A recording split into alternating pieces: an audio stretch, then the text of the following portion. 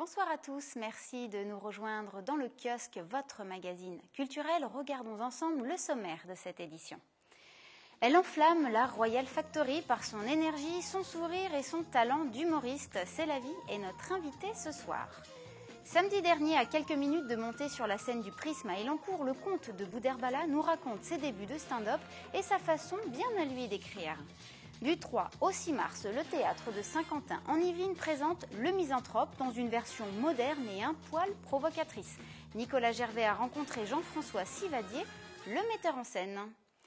Notre invitée ce soir est une star au Cameroun. Elle est la première femme humoriste à avoir réussi dans son pays et elle a choisi de venir conquérir le public français. Bonsoir, c'est la vie. Bonsoir.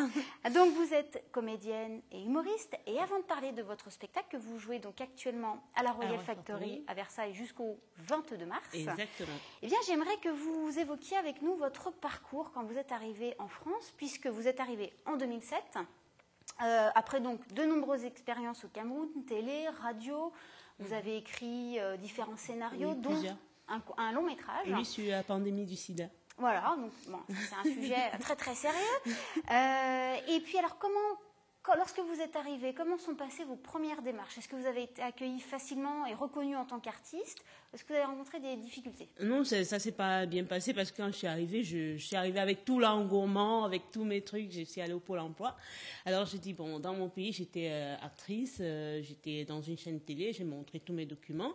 On m'a dit, non, ici, ça n'a pas de valeur. Je dis, mais comment ça n'a pas de valeur? Voilà, je suis comédienne, je suis actrice. Non, ça n'a pas de valeur. Pourquoi? Parce que vos cachets ne sont pas français. Je dis, mais l'argent n'a pas de couleur. L'argent n'a pas de nationalité. Ouais. C'est quoi l'histoire de mes cachets ne sont pas français? Non, vous ne pouvez pas ici. Vous devez tout recommencer. Vous ne pouvez pas avoir le statut d'intermittente. Mais non. Voilà, j'ai dû recommencer à zéro, repayer des formations qui ne pouvaient pas être subventionnées, puiser sur mes économies pour me former. Voilà. Alors justement, parlant de formation, vous avez fait une formation pendant 3 ans oui. dans une école qui s'appelle l'école du One Man Show à Paris. Comment ça s'est passé? Qu'est-ce que vous avez appris dans cette école?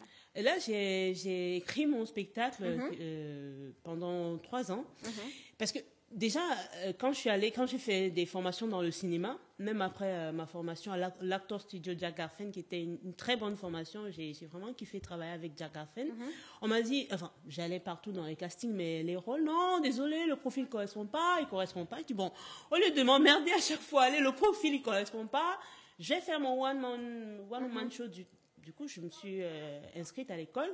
Et voilà, j'ai écrit mes sketchs, j'ai écrit les premiers sketchs.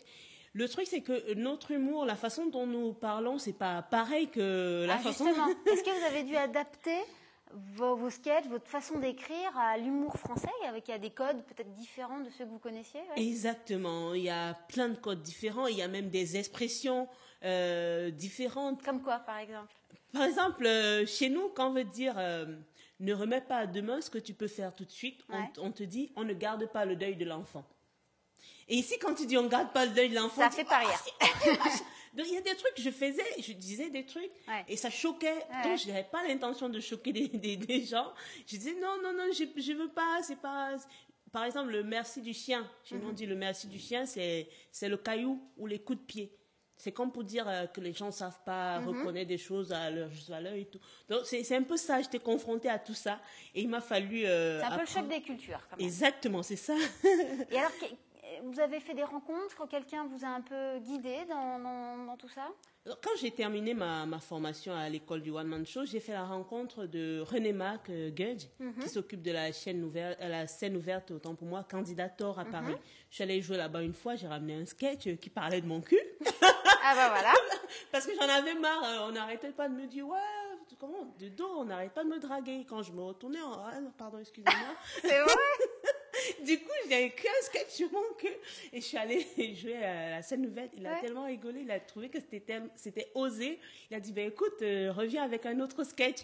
Et vous avez travaillé ensemble? Et oui, on a commencé à travailler ensemble. Même tout ce que j'ai fait, j'avais écrit à l'école, on a réécrit. Parce qu'il y a des endroits que les gens ne comprenaient pas bien. Pas parce que c'était pas drôle, parce que les phrases n'étaient pas bien tournées. par rapport à ma façon de parler. D'accord. Alors, votre spectacle, donc c'est un one-man show. Oui. One-woman show. Un one-woman show, pardon, et vous avez raison de le préciser. Vous êtes une femme, effectivement. Donc, C'est la vie vous colonise parce que chacun son tour. C'est ça. C'est le nom de votre one-woman show. Exactement. Ça parle de quoi? Ça parle de moi, ça parle de tout le monde, de l'Afrique de la France avec mon regard d'africaine, de la politique, du choc des cultures. Ça parle des nounous, de comment est-ce que vous éduquez vos enfants. Et parce que chez nous, par exemple, on ne prend pas le temps pour expliquer quelque chose à un enfant. On n'a pas le temps à perdre. C'est ça. Je crois que je suis allée prendre mon fils à l'école, j'ai 2 garçons. Et alors, la maman d'un copain à mon fils, il attendait que son enfant finisse, elle attendait autant pour moi que son enfant finisse de sauter dans une flaque d'eau. Alors, je la regarde, je suis étonnée, je dis, mais pourquoi vous attendez qu'il saute dans la flaque d'eau? Je dis, non, il faut qu'il le fasse maintenant, sinon plus tard, ce serait... Tiens, d'accord, mais moi, j'allais dire, ben, vas-y, pourquoi tu sautes dans la flaque? C'est comme ça que j'ai été élevée. Mon papa disait souvent... Les Allemands avaient dit, le médicament du noir, c'est la chicotte. Bon, voilà, tout était dit alors là. Tout était dit. Donc c'est un peu ça que j'essaye de faire comprendre dans mon spectacle. C'est cette comparaison entre les cultures, les attitudes différentes. Mais écoutez, moi je vous propose c'est qu'on regarde un extrait de votre spectacle. D'accord. L'homme, c'est la vie. Il y a un bon public. Je suis en France depuis 5 ans. J'ai déjà connu 2 présidents. Ils disent toujours qu'il y a la démocratie en Afrique, mais moi j'ai le même président depuis que je suis née. C'est comme si vous aviez toujours le général de Gaulle. Au moins, le bon côté des choses chez moi, c'est que ça simplifie les cours d'histoire à l'école. Depuis mon enfance, c'est toujours la même histoire. Et c'est normal. Parce que mon président, il adore son palais. Depuis qu'il y est, il n'en bouge pas. Sauf en période d'élection. Il va dans la ville la plus proche, il fait son petit meeting, 2 ou 3 courses, il monte dans la voiture. Ça lui la fout comme une princesse. Il ne connaît même pas la route qui mène dans mon village. Bon, en même temps, ça peut se comprendre, pour aller dans mon village, il n'y a pas de route. Alors voilà, donc c'est une comparaison, hein, Oui. une sorte de comparaison. Est-ce que vous faites appel à vos propres références, vos propres expériences, ou tout est un peu inventé? Non, c'est pas inventé. J'ai remarqué quand je suis arrivée ici j'ai eu l'impression que les gens que le président avait des comptes à rendre aux gens. C'est bien. C'est le cas. Oui, c'est le cas. Et c'est bien parce que nous, on va pas dire, déjà, le président, le président, ici on dit François Hollande, on dit Flamby, machin, et ça passe à la télé. C'est pas possible. C'est même pas envisageable. Moi, je travaillais à la télé où je travaillais, de temps en temps, je faisais la revue de presse, j'avais une émission sur la revue de presse d'une façon comique. Et un jour, j'ai parlé du ministre de la communication et d'un autre ministre, le PDG m'a appelé. Il a dit, Sylvie, t'es assise ou t'es debout? Je dis, je suis debout. Assieds-toi, prends un stylo, tu écris. Il m'a cité 3 noms. Ne prononce plus jamais ces noms. Tu veux qu'on ferme ma chaîne ou quoi? Donc c'est un truc comme ça. Ici, même les guignols à la télé, ils parlent des politiques, ils parlent du président. Ah, attendez, venez. Donc c'est tout ça que je mets en situation dans mon spectacle. Et avec humour. Avec humour, beaucoup d'humour. Beaucoup d'humour, parce qu'on rit beaucoup. Et le public, vous l'avez conquis, le public. Moi, je vous ai vu le 31 décembre. C'était à Paris, puisque vous avez joué dans le cadre du Big Show. Donc, c'est un plateau avec plusieurs humoristes. Et ce soir-là, vous avez remporté le prix du public. Et c'est pas le seul, puisque vous avez aussi remporté le prix du public du Festival des Blancs Manteaux. Oui, pour 30 ans. Pour les 40 ans, je crois. 40 ans des Blancs Manteaux. 40 ans, vous avez été sélectionné au Festival de Rocancourt. Oui. Bon, vous étiez un peu malade le soir. Ce soir. Donc, vous n'avez pas mené jusqu'au bout, je dirais, cette sélection. Mais voilà, donc le public est vraiment là, le public vous apprécie. Et parlons du public, justement, puisque vous êtes à Versailles en ce moment. Est-ce qu'il est différent du public parisien? Oui, le public de Versailles, le public de la Royal Factory, c'est un public... Qu'est-ce que ça représente pour vous d'être à la Royal Factory? c'est comme son nom l'indique, la Royal Factory. C'est royal d'être là-bas. Ouais. Je suis tellement contente parce que déjà, à Versailles, une noire à Versaille, quoi. Je suis la première noire à l'affiche à Versailles. Ouais. Je me la pète un peu. Non, c'est que du bonheur. Un public d'un certain âge quand ils viennent s'amuser. Ils sont là pour s'amuser. Ils rigolent, ils se lâchent. À un moment donné, dans le spectacle, je fais monter des gens, on danse. Je donne des cours de danse de chez moi. À la fin, je danse aussi. Je dis, bon, je vais danser comme les Blancs. Je danse avec la musique de Bouville et tout, et c'est rigolo, c'est bon enfant. Le public versaillais, c'est un super public. Bon. Super public. Donc, il ne faut pas hésiter à vous retrouver donc, à la Royal Factory. C'est tous les samedis à 20h30 jusqu'au 22 mars. Exactement. Juste petite anecdote pour finir, c'est la vie. Alors, c'est votre nom de vie et de scène, hein, vraiment? Oui, c'est quoi l'histoire? En fait, quand je suis née, mon père, il a dit « Oh, encore une fille !» Pourtant, j'étais que la deuxième fille sur 42 enfants. 42 enfants. Oui, il avait plus d'imagination. Oui. Plus d'imagination. Il a dit merde, ben merde. Ma mère l'a dit c'est la vie, chérie. Heureusement, ils ont gardé c'est la vie. Valait mieux que que merde. Voilà, c'est ça. Merci beaucoup d'être venu sur notre plateau. Et encore une fois, et très bon spectacle jusqu'au donc 22 mars à la Royal Factory à Versailles. On va continuer notre page humour. Samedi dernier, à quelques minutes de monter sur scène, le comte de Boudherbala nous raconte ses débuts de stand-up et sa façon bien à lui d'écrire. On écoute. Ça m'a beaucoup aidé parce que on va dire que j'ai beaucoup souffert là-bas sur scène parce que c'était une école super. Et je dirais que 6 mois là-bas, ça m'a donné 3 ans d'expérience en France, 4 ans. Parce que c'était des contextes très compliqués, dans des petits bars, face à des Américains qui vous attendent pas du tout. Alors les Roumains, quand ils ne peuvent pas aller bosser, ils envoient les Roumaines. Les Roumaines, c'est 2 techniques. Plus l'instinct maternel. C'est bébé. C'est bébé. C'est bébé. C'est bébé. Montre son fils comme si c'était le tien. Mais je le connais pas, cet enfant, madame. Ah non, c'est pas mon fils, non. Moi, je le saurais quand même. Oh, ça va, tu veux me faire une Polnareff ou quoi? Qu'est-ce qui t'arrive, toi? Bébé. C'est 1 euro, bébé, 1 euro. 1 euro seulement? C'est pas cher pour un enfant. T'as pas des papiers à remplir, hein? S'il vous plaît, fais-moi pas argent. Mais vous avez des dents en or, madame? Quelle est votre méthode en fait d'écriture? Bon, c'est une méthode assez classique de... Voilà, j'ai des idées qui viennent et je trouve des décalages. Je me dis, bah tiens, est-ce que ça me fait rire? Et dans quel contexte je peux sortir ce sujet de ce qu'on en pense en général? Puis après, c'est des techniques un petit peu spéciales, personnelles et assez bizarres. C'est-à-dire?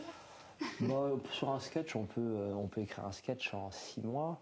Comme on peut l'écrire en 5 minutes, ça va dépendre de l'inspiration, ça va dépendre de la façon dont on a de créer aussi du texte ou de la vanne ou de la blague.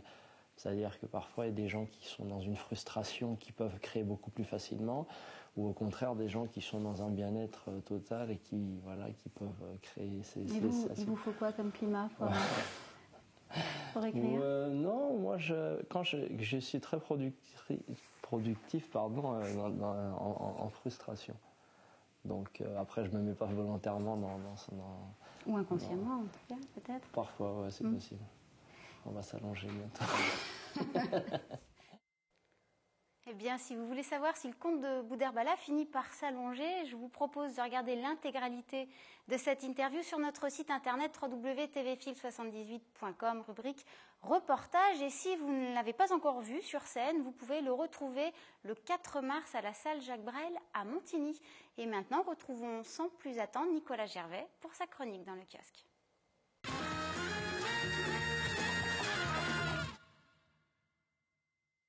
Il nous présente son misanthrope du 3 au 6 mars au théâtre de Saint-Quentin-en-Yvelines. Un misanthrope inspiré, un poil décalé, un poil rock'n'roll et au poil. Voici Jean-François Sivadier dans le kiosque.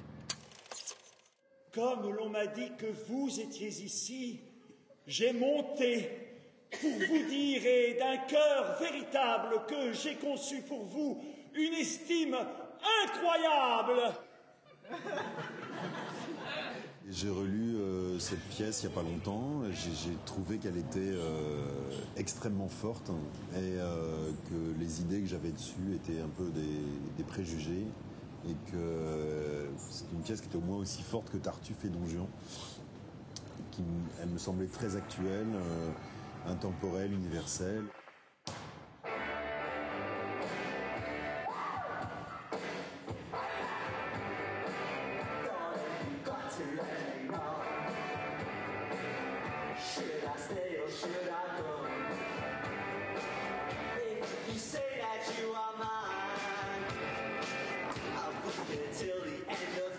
On a mis une chanson des Clash au début de la représentation.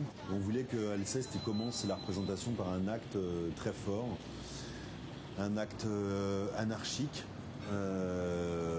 Voilà, et on a trouvé cette chanson des Clash. Le ciel ne m'a point fait, en me donnant le jour, une âme compatible avec l'air de la cour. Je ne me trouve point les vertus nécessaires pour y bien réussir et faire mes affaires. Être franc et sincère est mon plus grand talent. Je ne sais point jouer les hommes en parlant. Et qui n'a pas le don de cacher ce qu'il pense, doit faire en ce pays fort peu de résidence. Alceste est un rebelle. Il veut être un rebelle, mais c'est quand même un petit marquis. C'est-à-dire que le génie de Molière, c'est d'avoir montré quelqu'un qui refuse le monde, mais qui fait partie du monde. Qui refuse l'hypocrisie de la cour, mais qui lui-même fait partie de la cour, qui a besoin d'être dans ces petits cercles de petits marquis pour exister, et qui est dans un mouvement totalement paradoxal, puisqu'il n'arrête pas de dire qu'il va partir, mais qu'il reste au centre du plateau, parce qu'il veut qu'on le distingue, il veut qu'on le remarque, il veut être le plus intéressant. Parce que s'il part, s'il s'exclut réellement du monde, alors il ne pourra plus parler contre le monde. Or, ce qu'il veut, Alceste, c'est parler, c'est prendre la parole. C'est rester pour dire à quel point il a décidé de partir. Le génie de Molière, c'est d'avoir rendu Alceste amoureux d'une coquette, Célimène, qui représente le pire exemple de duplicité. Voilà, on peut tous ressembler à Alceste dans notre vie de tous les jours, c'est-à-dire refuser le monde qui nous entoure, refuser les contraintes, refuser voilà, l'hypocrisie du monde, de la politique. Voilà, et pourtant, on ne fuit pas, on reste là et on s'accommode. On s'accommode de notre vie sociale, sinon ce serait la jungle. Faut-il qu'on joigne à tant de grâce les vices odieux des âmes les plus basses? Mais encore qui vous... Ah, tout est ruiné. Je suis trahi. Je suis assassiné. Célimène! Eût-on pu croire cette nouvelle? Célimène me trompe et n'est qu'une infidèle. La priorité, c'est de faire en sorte que ce qu'on voit rarement, à mon avis, dans le misanthrope, c'est deux choses. C'est d'une part qu'on a le droit d'être contre Alceste, de ne pas être d'accord avec lui. Alceste, il n'est pas un héros. On a le droit d'être d'accord et on a le droit d'être contre lui tout le temps. Parce qu'Alceste, voilà, et que Alceste et Philinte sont deux parties de nous-mêmes, de force égale. Le refus de la société ou l'accommodement au jeu social. Que vous semble notre Quel orgueil extrême! C'est un homme gonflé de l'amour de soi-même. Son mérite jamais n'est content de la cour. Contre elle, il fait métier de pester chaque jour. Et l'on ne donne emploi, charge, ni bénéfice qu'à tous ceux qui se croient, on ne fasse injustice. Les acteurs ont vraiment la conscience d'être regardés par un public. Et qu'évidemment, quand Alceste dit... s'adresse au monde dans la première scène, c'est vraiment les gens qui sont dans la salle dont il parle. C'est une des rares pièces de Molière, peut-être même la seule, où c'est rare d'ailleurs au théâtre, que le public n'a pas un métro d'avance sur les personnages. Les personnages, pareil, c'est-à-dire que tout le monde est en train de découvrir la pièce au fur et à mesure, et qu'il y a une chose très forte sur le rapport au présent, c'est-à-dire qu'on ne peut rien deviner de ce qui va arriver. Puis c'est une pièce où il ne se passe absolument rien. C'est ça qui est génial. Évidemment, à partir du moment où on accepte qu'il ne se passe rien, c'est là qu'il commence à se passer énormément de choses. L'honneur de contredire a pour lui tant de charme qu'il prend contre lui-même assez souvent les armes. Et ses vrais sentiments sont combattus par lui aussitôt qu'on les voit dans la bouche d'autrui. Laissez-moi dire, quoi?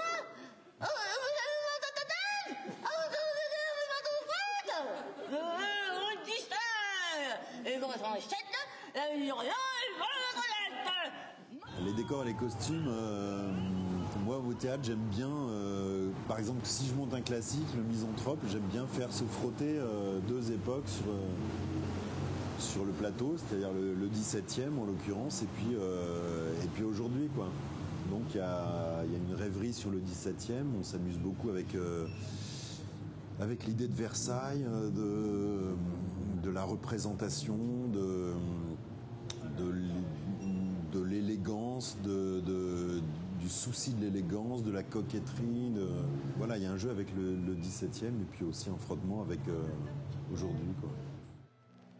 En bonne foi, crois-tu sans t'éblouir les yeux avoir de grands sujets de paraître joyeux? Parbleu, je ne vois pas, lorsque je m'examine, ou prendre aucun sujet d'avoir l'âme chagrine. J'ai du bien.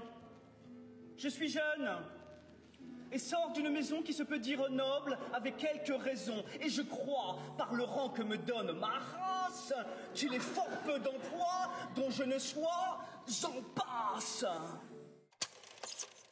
Et voici pour le misanthrope de Jean-François Sivadier. Et maintenant, on retrouve la philanthrope de la culture. Ça ne veut rien dire, mais on retrouve Aurélia.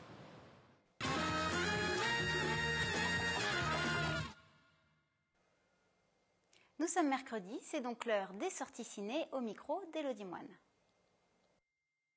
À mon avis, c'est quand même moins surprenant que le premier. On rit, il n'y a que la fin qui est un peu... qui est pas terrible, quoi. Mais sinon, dans le film, il y a des moments très très drôles.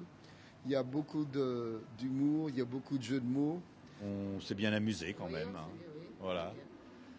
Un bon film. Très bien, ça a bien repris la suite du premier. Donc voilà, et satisfait d'être allé le voir. On se marre, on rigole bien du début jusqu'à la fin. Voilà. On a bien ri, c'était bien. Une très belle histoire, émouvante, qui m'a parfois été chaleureux. C'est un super conte, un peu modernisé, mais c'est bien. Disons que pour les enfants de moins de 10 ans, ça ferait peut-être un peu, ils seraient peut-être impressionnés quand même. C'est tellement réaliste que voilà. L'histoire était très belle, c'était vraiment quelque chose de fantastique de pouvoir le voir.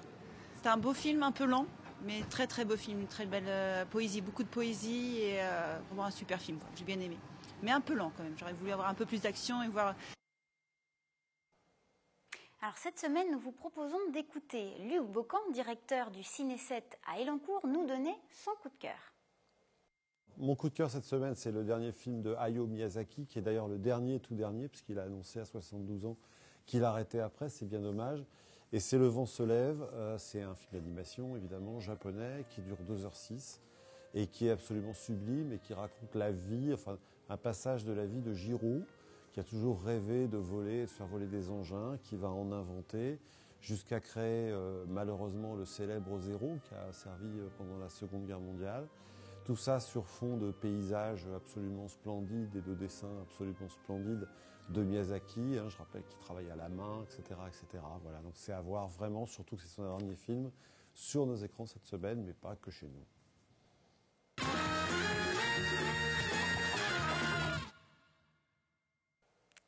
Je vous propose à présent quelques idées de sortie ces prochains jours. Alors, tout d'abord, dans le cadre de l'exposition sur les 30 ans des cultures urbaines que nous fêtons notamment sur le territoire, le musée de la ville organise une rencontre samedi à 15h avec les acteurs de la culture street d'hier et d'aujourd'hui. Loin des clichés, ils vous feront découvrir leur univers et leurs valeurs. Si vous le souhaitez, vous pouvez également assister à un concert, celui du Saint-Quentin Gospel. Ce sera samedi également à 20h30 au Scarabée à la Verrière. Notre édition est à présent terminée. Je vous remercie de nous avoir suivis sur TVFil et je vous retrouve donc la semaine prochaine en direct à 18h30.